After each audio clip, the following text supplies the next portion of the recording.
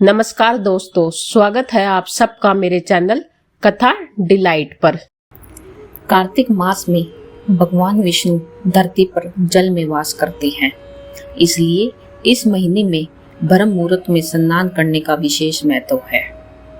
कार्तिक मास में भगवान विष्णु और माता लक्ष्मी को प्रसन्न करने के लिए और उनकी कृपा प्राप्त करने के लिए आज मैं आपको एक कथा सुनाती हूँ, जो हमें प्रत्येक कार्तिक मास के प्रत्येक दिन को पढ़नी और सुननी चाहिए। नैमिषारण्य तीर्थ में श्री सूत जी ने 88,000 सनकादि ऋषियों से कहा, अब मैं आपको कार्तिक मास की कथा विस्तार पूर्वक सुनाता हूँ, जिसका श्रवण करने से मनुष्य के सभी पाप नष्ट हो जाते हैं और अंत समय में वैकुंठ धाम की प्राप्ति होती है। तो सूत जी ने कहा, श्री कृष्ण जी से अनुमति लेकर देव ऋषि नारद के चले जाने के पश्चात सत्यभामा प्रसन्न होकर भगवान कृष्ण से बोले, हे प्रभु, मैं धन्य हुई, मेरा जन्म सफल हुआ। मुझ जैसी त्रिलोक्य सुंदरी के जन्मदाता भी धन्य है, जो आपकी 16,000 स्त्रियों के बीच में आपकी परम प्यारी पत्नी बनी।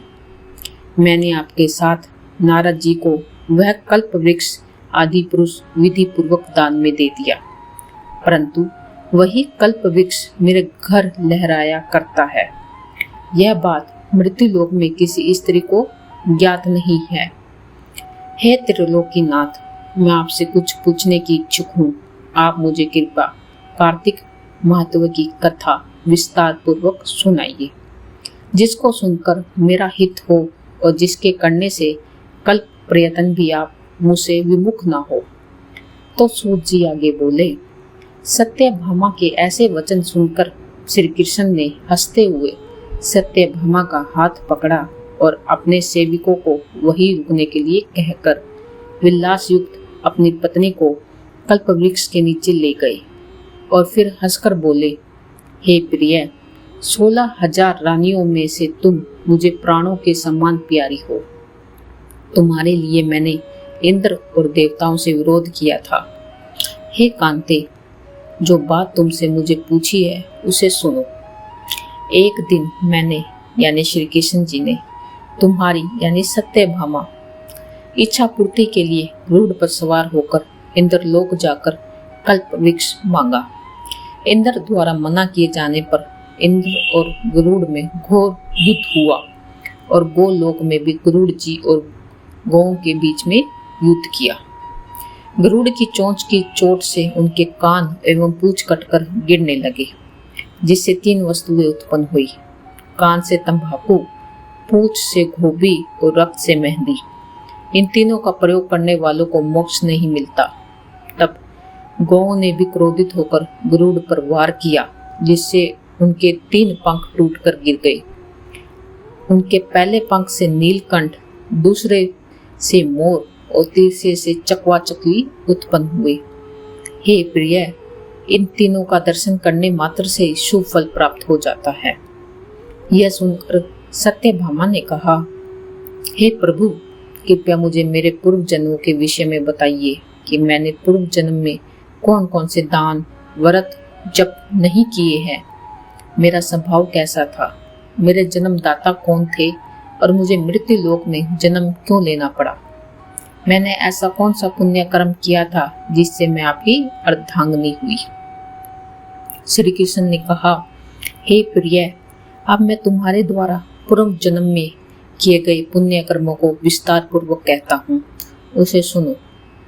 पूर्व समय में सतयुग के अंत में मायापुरी में अत्रि गोत्र में वेद विधांत का ज्ञाता देव शर्मा नामक एक ब्राह्मण निवास करता था। वह प्रतिदिन अतिथियों की सेवा, हवन, सूर्य भगवान का पूजन किया करता था।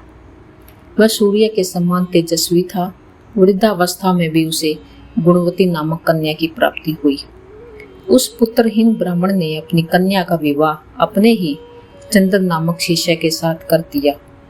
वह चंद्र को अपने पुत्र के समान मानता था और चंद्र भी उसे अपने पिता की भांति सम्मान देता था। एक दिन वे दोनों कुश व समिधा लेने के लिए जंगल में गए।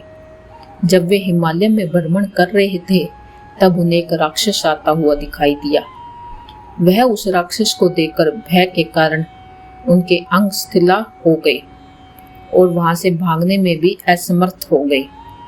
तब उस काल के समान राक्षस ने उन दोनों को मार डाला। चूंकि वे धर्मात्मा थे इसलिए वो मेरे पार्षद उन्हें मेरे वैकुंठ धाम में मेरे पास ले आए। उन दोनों द्वारा आजीवन सूर्य भगवान की पूजा किए जाने के कारण मैं दोनों पर अति प्रसन्न हुआ। गणेश जी, शिव जी, सूर्य व देवी, इन सब की पूजा करने वाले मनुष्य को सर्व की प्राप्ति होती है। मैं एक होता हुआ भी काल और कर्मों में भेद में 5 प्रकार का होता हूँ।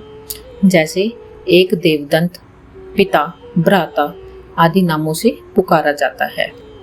जब वे दोनों विमान पर आरूढ़ होकर सूर्य के समान तेजस्वी, रूपवान, चंदन की तरह माला धारण किए हुए मेरे भवन में आए तो वे दिव्य भोगों को भोगने लगे।